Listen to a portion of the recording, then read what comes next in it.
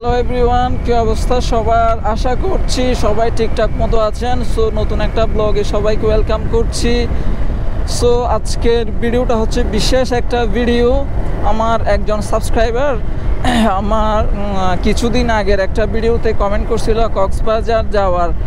আমি একটা ভিডিও দিয়েছিলাম কক্সবাজার যাওয়ার শর্টকাট রাস্তা, থাম্বনেইলে একটা ভিডিও আপলোড করছিলাম। ওই ভিডিওতে সে কমেন্ট করছিল কক্সবাজার যাওয়ার বাকি যে শর্টকাট রাস্তাগুলো আছে সেগুলো সম্পর্কে বললে, বা কক্সবাজার যাওয়ার যে বাকি বিকল্প রাস্তাগুলো আছে সেগুলো সম্পর্কে উনি জানতে চাইছিল। তার জন্য হচ্ছে আজকে ভিডিওটা করা।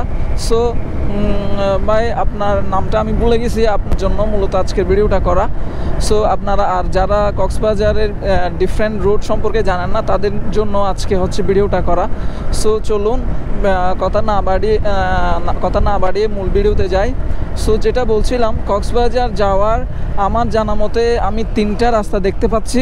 একটা হচ্ছে আপনি হচ্ছে একদম সোজাসুজি মেইন হাইওয়ে ধরে কক্সবাজার ঢুকবেন, যেটাকে বলে আপনি যদি চট্টগ্রাম দিয়ে শুরু করেন যাত্রা, সেক্ষেত্রে আপনি নতুন ব্রিজ হয়ে মজ্জারটেক হয়ে, তখন পটিয়া বাইপাস হয়ে, সাতকানিয়া লোহাগাড়া হয়ে, চকরিয়া হয়ে, রামু হয়ে, তারপরে হচ্ছে কক্সবাজার ঢুকবেন।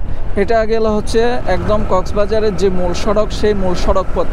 এছাড়া আরেকটা রাস্তা আমি আপনাদেরকে বলে দিচ্ছি, সেটা হচ্ছে আপনি যদি চট্টগ্রাম ধরে আসেন সেক্ষেত্রে আপনাকে চট্টগ্রাম হয়ে ক্রসিং আসতে হবে। প্রথমে মজ্জারটেক ফেলে ক্রসিং আসতে হবে।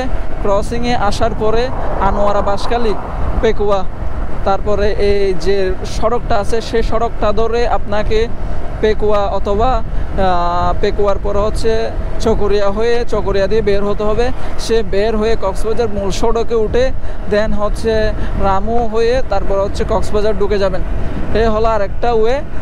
আমি আপনাদের আরেকটা ওয়ে বলতেছি, সেটা হচ্ছে আপনি যদি বান্দরবনের পাশ দিয়ে আসতে চান সেক্ষেত্রে একটা রাস্তা আছে আপনাদের জন্য।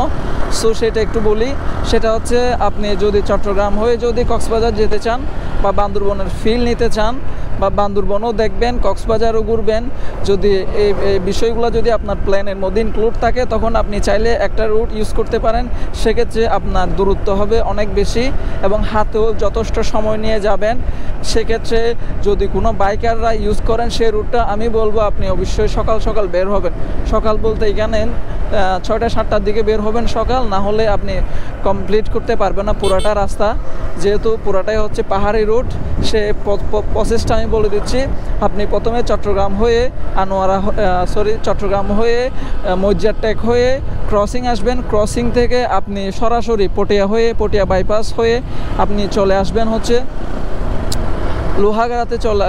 লোহাগাড়া না কেরানীহাটে চলে আসবেন। কেরানীহাট আসার পরে কেরানীহাটের ওই পাশ দিয়ে আসলে কেরানীহাটের বাম পাশে একটা বান্দরবনের রুট ঢুকছে। ওই বান্দরবনের রুটে ঢুকে যাবেন। ওই বান্দরবনের রুট হয়ে বান্দরবন সদরে গিয়ে সদর থেকে আপনি ধরবেন হচ্ছে থানসি রুটটা। থানসি দিয়ে ডিম পাহাড় হয়ে, আলীকদম হয়ে, লামা হয়ে, তারপরে ফাঁসিয়াখালী হয়ে চকরিয়া দিয়ে বের হবেন। চকরিয়া দিয়ে বের হয়ে আবার হচ্ছে আপনার দুলহাজারা ঈদগাহ, তারপর হচ্ছে রামু, দেন কক্সবাজার ঢুকে যাবেন। এই হচ্ছে আরেকটা প্রসেস। এছাড়া এখন আমি 3টা প্রসেস বলছি। আবার আপনি ধরেন আপনি একটা প্ল্যান করছেন যে আপনি কাপ্তাই, রাঙ্গামাটি এই সবগুলা ঘুরে তারপর হচ্ছে ওই দিক দিয়ে আবার বান্দরবন ঢুকবেন, আবার বান্দরবন দিয়ে কক্সবাজার যাবেন, সেক্ষেত্রে একটা রুট আছে, সেই রুটটাও বলে দিচ্ছি আমি। সো সেটা হচ্ছে আপনি প্রথমে হচ্ছে যখন চট্টগ্রাম হয়ে আপনি যাবেন হচ্ছে, ধরেন আপনি কাপ্তাই যাবেন, চট্টগ্রাম হয়ে ধরেন কাপ্তাই অথবা ধরেন রাঙ্গামাটি যাবেন। চট্টগ্রাম হয়ে ধরেন হাটাজারি হয়ে রাঙ্গামাটি গেলেন, রাঙ্গামাটি পুরোটাই ঘুরলেন। রাঙ্গামাটি ঘোরার পরে হচ্ছে আপনি ওই পাশে একটা আসাম বস্তি দিয়ে হচ্ছে আপনি আসবেন হচ্ছে কাপ্তাই আসবেন। আসাম বস্তি দিয়ে কাপ্তাই আসার পরে কাপ্তাই পুরোটা ঘুরলেন। কাপ্তাই ঘোরার পরে আপনি চাইলে সেই কাপ্তাই থেকে চট্টগ্রাম আসার যে রাস্তা, সেই রাস্তা ধরে আগাতে থাকবেন। কিছু দূর আগানোর পরে দেখবেন যে আপনি লিচু বাগান দেখবেন।